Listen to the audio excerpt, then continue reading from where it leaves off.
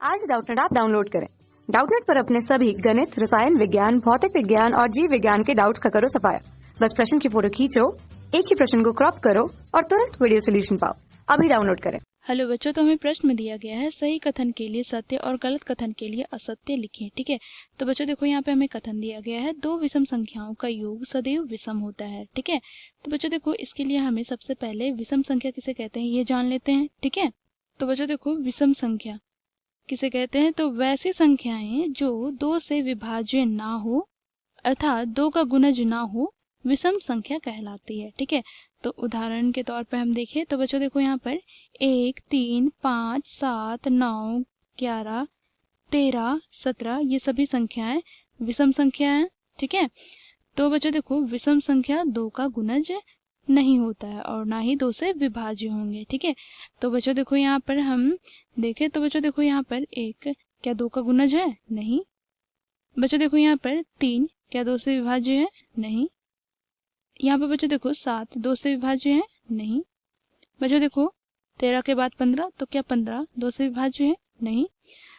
विभाज्य अर्थात हम यहाँ पर ये समझे यदि हम विषम संख्या यहाँ पर 15 को हम 2 से विभाज्य करते हैं तो हमें यहाँ पर बच्चों देखो भागफल पूर्णांक में ना प्राप्त होकर दशमलव में प्राप्त होता है। ठीक है, तो यहाँ पर देखो बच्चों हमें प्राप्त हो जाएंगे 7.5।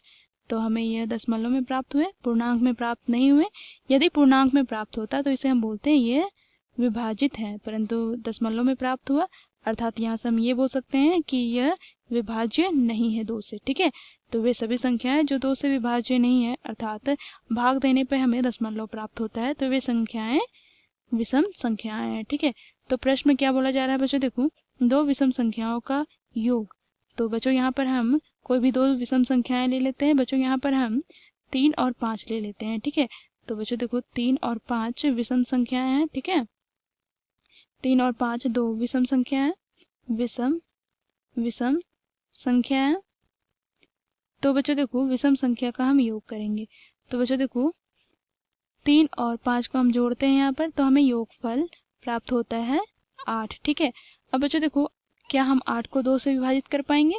तो बच्चों देखो हम 8 को 2 से विभाजित करते हैं तो 2 चौके 8। ठीक है, तो बच्चों देखो यहाँ पे हमें शेषफल 0 प्राप्त हुआ और भागफल हमें कितना प्राप्त हुआ बच्चों? 4।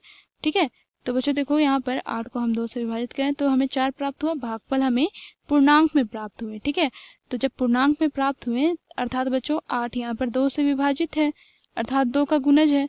तो बच्चों देखो जब संख्याएं 2 का गुणज होती है तो वह विषम संख्याएं नहीं होती है अर्थात ये सम संख्या होंगे। तो यहाँ पर लिखेंगे बच्चों 8 सम संख्या है। ठीक है, सम संख्या है।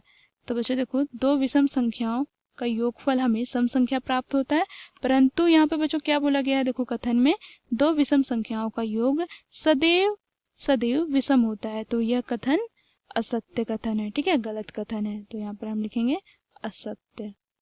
ठीक है बच्चों, थैंक यू। कक्षा 6 से 12वीं से लेकर नीट, IIT, JEE वो एडवांस के लेवल तक 1 करोड़ से ज्यादा छात्रों का भरोसा। आज ही डाउनलोड करें डाउटनेट ऐप या व्हाट्सएप करें अपने सारे डाउट्स 8400 400 400 पर।